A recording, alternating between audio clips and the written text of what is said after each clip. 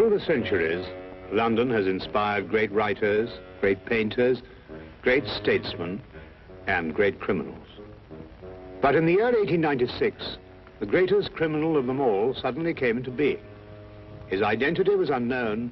He never left a clue. And all London waited breathlessly as he struck again and again with sheer audacity and terrifying brilliance.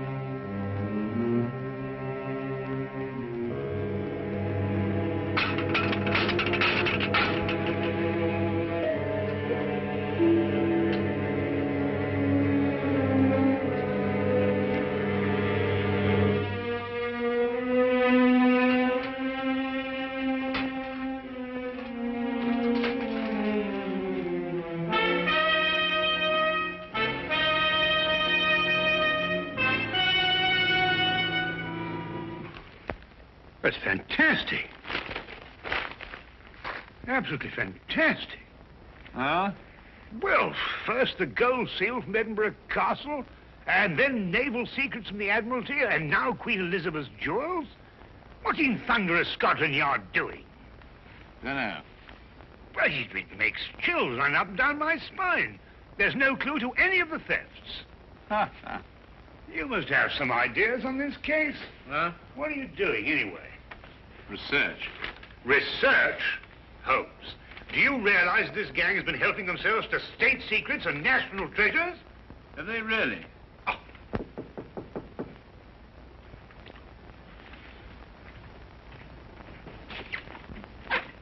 hello, Inspector. Come on in. Good morning, Dr. Watson. Is Holmes in? Yes, he is, but our communications seem to be faulty. Oh. There you are, Holmes. Oh, good morning, Lestrade. You're up early. Well, you'd be up early, too, if every government official in London were breathing down the back of your neck. Yes, I must say that would make sleep rather difficult, wouldn't it? Holmes, I'll come straight to the point. I need your help. Indeed? It's these extraordinary thefts. Government stuff, you know. This man and his gang have evaded every trap we've set for them, and the commissioner's demanding results. I gather that your position is somewhat precarious and you wish to secure it, eh? Well, all right, Holmes. You can put it that way if you wish. Well, Lestrade, you know there's only one thing for you to do. To regain the confidence of your superiors, you must go out and capture this criminal yourself. Well, goodbye, Mr. Holmes. Fine, Lestrade. Good luck. Lestrade, if I can be of any assistance, please don't hesitate to ask me. Thank you very much, Dr. Watson. Good day. Good day.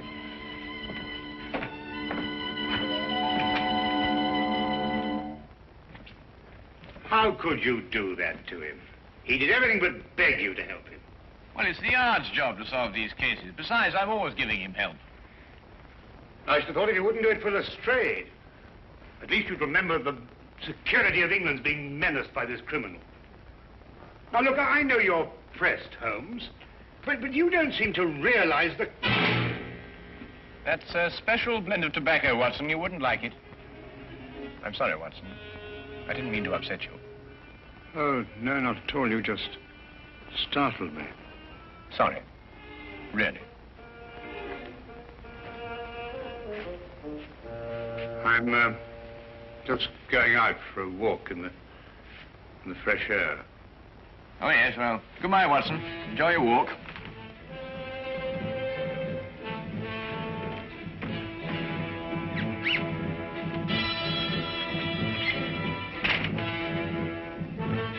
Certainly, Holmes's erratic behavior was enough to set my nerves on edge. But now, suddenly, I was far more than upset, for I had seen something in that humidor. At least, I thought I'd seen something. Perhaps it was my imagination, my nerves. But I could have sworn that mixed with the tobacco in the humidor was a diamond necklace.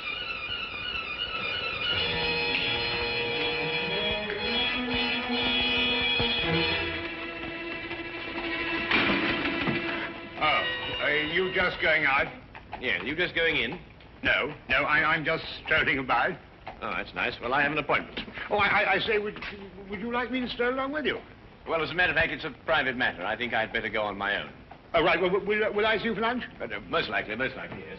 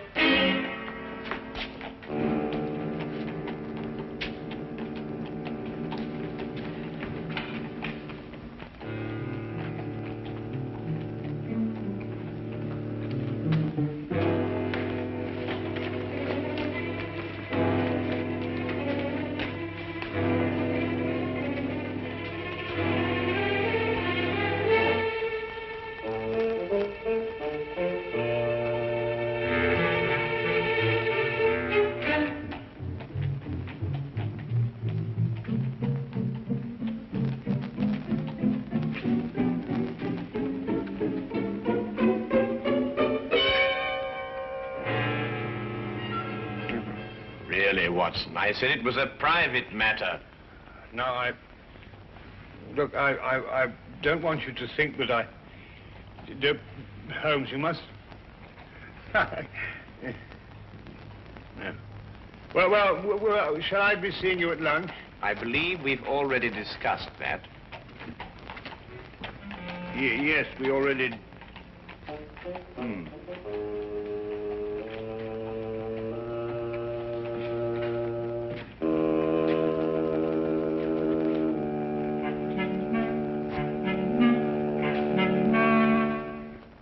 Later, when Holmes returned, he was kind enough to let the morning affair be forgotten, or apparently forgotten. Thank you, Watson. And I hope you won't mind if I take my cup over to the desk. I have a few things to look over. No, of course, my dear chap, do, please. His only reference to it was his remark about another private appointment that afternoon. I felt he gave a bit of undue emphasis on the word private. As for me, as terrible as the morning experience had been, it actually stressed the importance of continuing my investigation. One other thing was also made quite clear. I realized that if one were to match wits with Sherlock Holmes, one could not employ ordinary methods.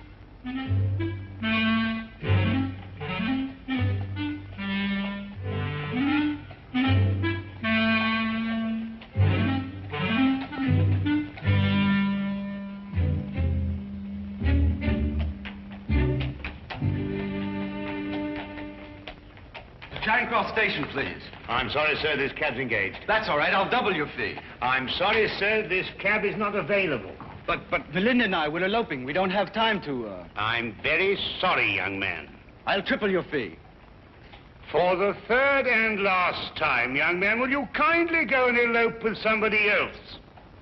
Nobody understands us. Not your father or my mother, nor this cabbie. Come, Belinda. We will fight the world together. But we will prove our love.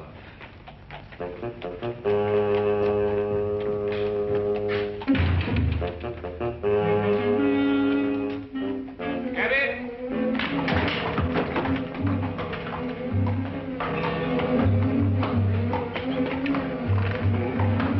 Number 860. What in heaven's name are you doing up here? This, sir, is where the cabbie usually sits. No. Really, Watson? I'm sorry, sir. I think you've made a mistake, sir. My name isn't... It's Sedgley, sir. Oh. Well, Sedgley, may I give you a word of advice? The corners of your beard are in dire need of repair. Most extraordinary behavior. Ah, here comes the legitimate carriage. Cabby! Cabby! Well, good day, Sedgley.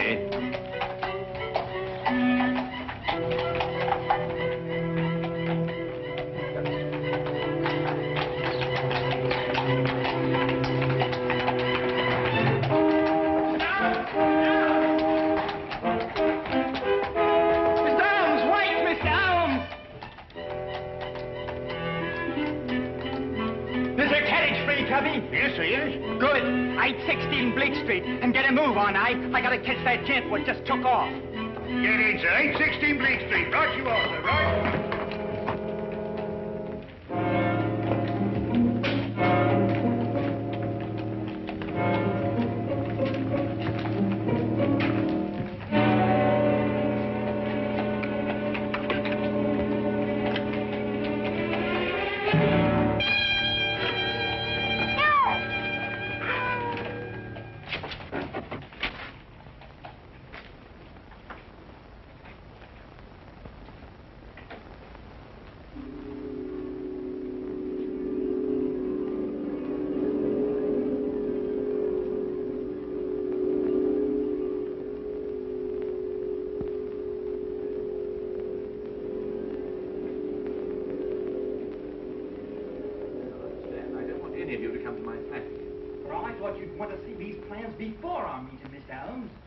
Minor difficulties, nothing serious. Now, Miss Ames. Yes, Mr. Holmes? I want you to take 15 paces to the right and 10 to the left. You must all remember that the first requisite of being a good thief is capable planning. As the newspapers have said, we are the most successful thieves England has ever known.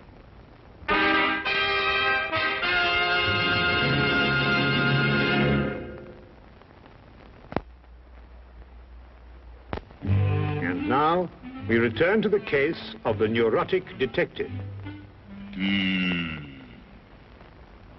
Repressed hostilities against society. I don't think Holmes will allow any probing. Not willingly, anyway. If only you could meet him ostensibly on a non-professional basis. If I could say you were a friend of mine. Excellent suggestion. Now, why don't you come to dinner? I could say we were friends from our student days.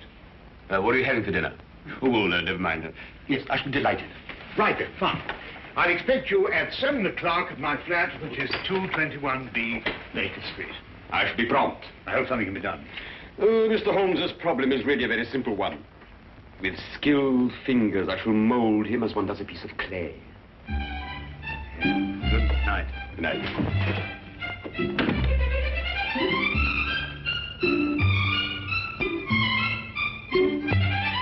Ah, yes, the inner workings of the mind, Professor. Fascinating. It is amazing how many seemingly normal people are mentally disturbed. Now, take yourself, Mr. Holmes, as a purely hypothetical example. I imagine you might dream that the whole of London fails you. On the contrary, I sleep most soundly. Ah, but then there are all the little nervous habits, the idiosyncrasies. For instance, do you drum your fingers on the table? Do you ever pull the lobe of your left ear? Now, you know, it's interesting that you mention those things, Professor, because I've observed that you have 3 half-smoked cigars in your coat pocket, that your shoes have lifts in them to give you greater height, and that your fingernails are bitten down to the quick. Of course, hypothetically speaking, I suppose you're what one would call an erratic man. Observe the 3 half-smoked cigars. You're also a very vain man. Observe the lifts in your shoes. And more than that, you're a very, very insecure man. Observe the fingernails. I also observed that you've mangled 3 pieces of bread and that you've hacked your roast beef with a more than culinary vengeance. Offhand, and without prejudice, mark you, I'd say that you're suffering from some very deeply repressed hostilities against society. Yes, very deeply repressed indeed. Professor, where are you going? You must excuse me.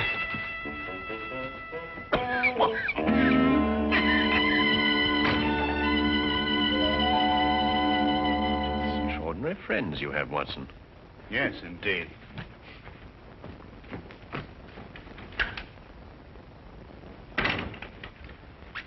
Say, he's completely disappeared. Oh, it's just as well anyway. I'm going to go out myself in a few minutes. Oh, really? A private matter? Oh, didn't I tell you, Watson? I've been invited to a reception in honor of the new Turkish ambassador. At the embassy? No, as a matter of fact, my dear fellow, it's at the house of our Minister for Foreign Affairs. Oh.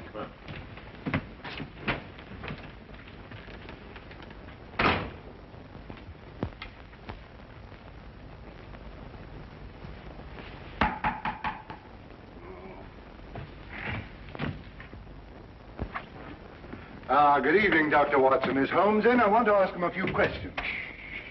I'm so glad you came, Lestrade. You're the one man I wanted to see. Now, sit down, will you? Sit down. What's the matter?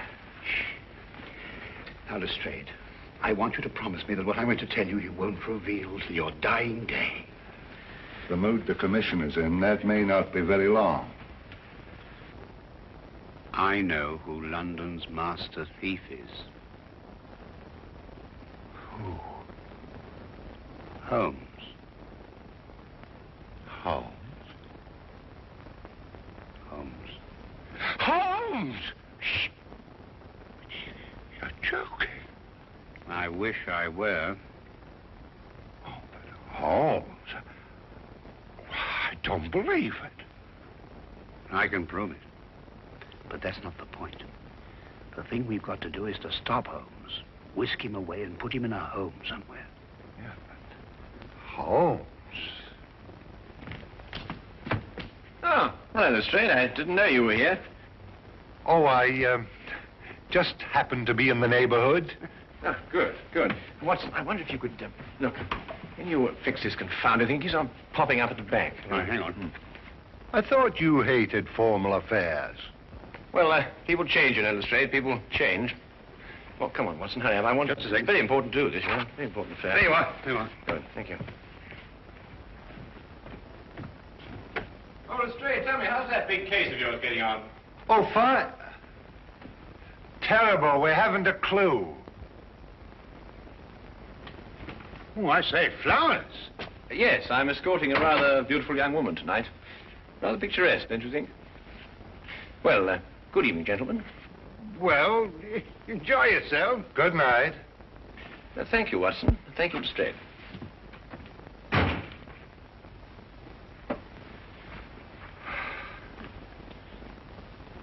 We knew what he was going to do. Let's look at this as Holmes would have... Well, I mean, when he was normal.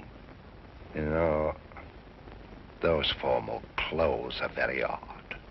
Well, he was invited to a reception at the house of the Minister of Foreign Affairs. Big diplomatic thing. Yes, but ordinarily stay miles away from a thing like that. Therefore, perhaps he has a special reason for going. Perhaps.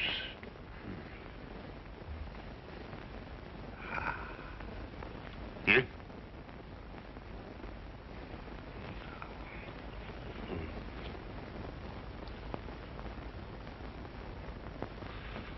Official papers of state.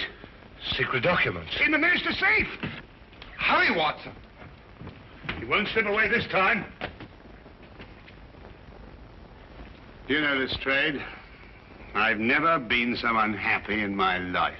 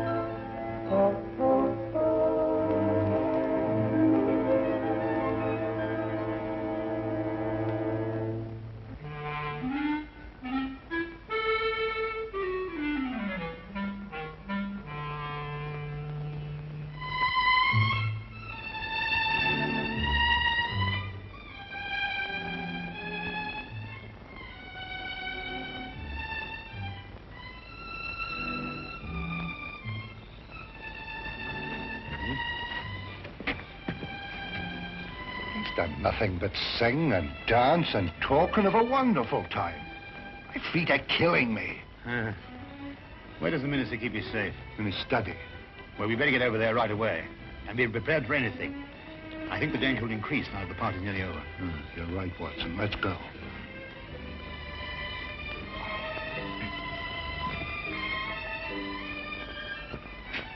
Ah, Wilkins.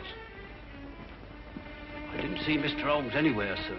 But his young lady left in a carriage, all by herself, sir. Yeah, no time to lose. Dr. Watson. Yeah? I want you to hide behind this curtain here. And, Wilkins, what's in here? It's a cupboard. I want you to stay in here and come out when you need it. Right, sir. I'm going to stay in the hall. We'll get Holmes no matter what he does. Right.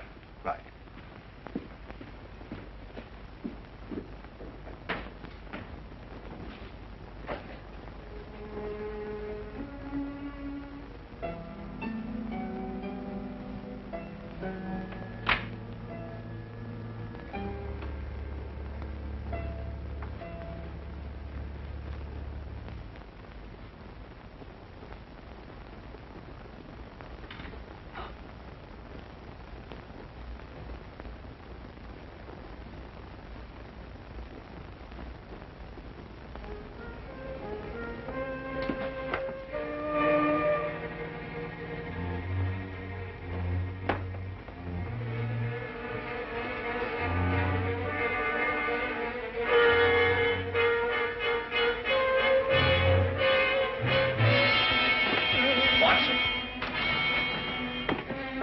Found this chap sneaking around outside, Mr. Holmes.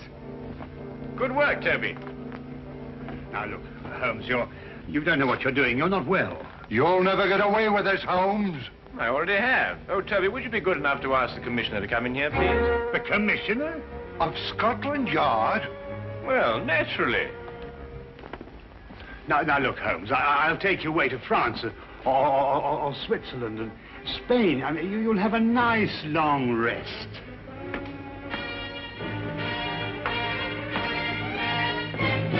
There you are, Commissioner. Splendid work, Mr. Holmes, splendid. Commissioner, you too? What are you talking about, Lestrade? And put your hands down. You're not in any danger. Yes. Mr. Holmes, all Britain owes you a tremendous debt of gratitude for this magnificent service. Service? Dangers? What on earth are you talking about? There had been a great deal of unrest in recent months regarding the adequacy of the measures employed to guard many of our national treasures and government secrets. It was discussed in the various ministries and at the Yard. It was finally decided that we would put ourselves to a test. Mr. Holmes was hired as a most worthy adversary to our security. The results were most enlightening. A far tighter security system has already been planned. Working for Scotland Yard? But, Holmes, why didn't you tell me? Because the only true test could be obtained by keeping the utmost secrecy. Every personal reaction had to be genuine. The men from Scotland Yard were told nothing because they, too, were being tested. It was essential that everyone believe these thefts in order that the test could be accurate and worthwhile. And the reactions were most amazing at the Yard. And to think, Watson, you didn't trust me. Oh, I say, look here, Holmes.